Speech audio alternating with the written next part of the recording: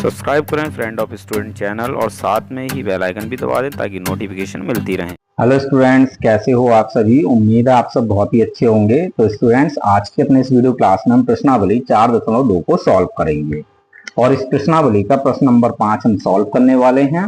1 से लेकर 4 तक प्रश्न मैंने आपको समझा दिए हैं और इन सभी प्रश्नों के लिंक मैं आपको इस वीडियो के डिस्क्रिप्शन बॉक्स में दे दूंगा। आप इन सभी प्रश्नों को भी देख सकते हैं, ठीक है। और इस चैप्टर का नाम है आंकड़ों का प्रबंधन। तो चलिए फटाफट से आज की अपनी इस वीडियो क्लास को शुरू करते हैं। तो बच्चों, प्रश्न नंबर 5 है, यदि आपके पास 3 हरे त्रिज्यखंड, एक नीला त्रिज्यखंड और एक लाल त्रिज्यखंड वाला एक घूमने वाला पहिया है, तो एक हरा त्रिज्यखंड प्राप्त करने की प्रायिकता क्या है। ऐसा त्रिज्यखंड प्राप्त करने की प्रायिकता क्या है जो नीला ना हो। तो देखो बच्चों, इस प्रश्न में हमसे बोला गया है कि हमारे पास इस तरह का एक घूमने वाला पहिया है, ठीक है। और यह पहिया टोटल 5 त्रिज्यखंडों में बटा हुआ है, 1 2 3 4 5, ठीक है। इन 5 त्रिज्यखंडों में से 3 त्रिज्यखंड है हरे, एक त्रिज्यखंड है लाल और एक त्रिज्यखंड है नीला, ठीक है। अब यहां हमें ये बताना है कि अगर हम इस पहिए को एक बार घुमाते हैं तो इस तीर के हरे त्रिज्यखंड पर रुकने की प्रायिकता क्या होगी। तो बच्चों, इस तीर के हरे त्रिज्यखंड पर रुकने की प्रायिकता क्या होगी।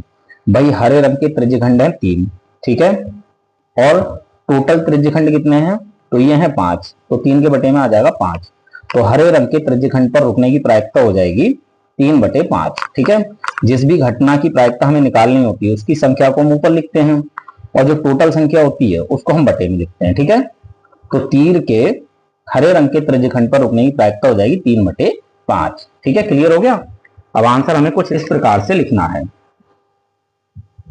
एक हरा त्रिज्यखंड प्राप्त करने की प्रायिकता ये हो जाएगी 3/5, ठीक है। हमने क्या किया बच्चों, हमने हरे रंग के त्रिज्यखंडों की संख्या को ऊपर लिखा और टोटल त्रिज्यखंडों की संख्या को लिख दिया बटे में, ठीक है। तो ये हो जाएगा आंसर। अब आगे बात करते हैं। आगे हमसे बोला है ऐसा त्रिज्यखंड प्राप्त करने की प्रायिकता क्या है जो नीला ना हो, यानी अगर तीर नीले रंग के त्रिज्यखंड पर नहीं रुकेगा तो इसकी प्रायिकता क्या है। तो देखो बच्चों, यहाँ प्रश्न हमसे आगे बोला है कि अगर हम इस पहिए को एक बार घुमाते हैं तो ये तीर अगर नीले रंग के त्रिज्यखंड पर नहीं रुकता है तो इसकी प्रायिकता क्या होगी।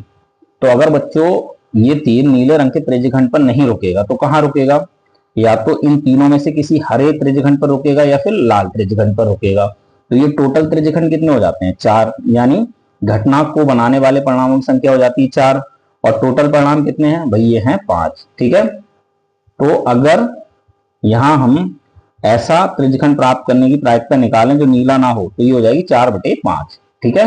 हमने क्या किया भाई, नीले को छोड़कर जितने भी त्रिज्यखंड हैं उनकी संख्या को ऊपर लिख लिया और टोटल त्रिज्यखंडों की संख्या को इसके बटे में लिख लिया, ठीक है। तो ये हो जाएगी नीला त्रिज्यखंड ना प्राप्त करने की प्रायिकता, ठीक है। तो इसका आंसर हमें कुछ इस प्रकार से लिखना है।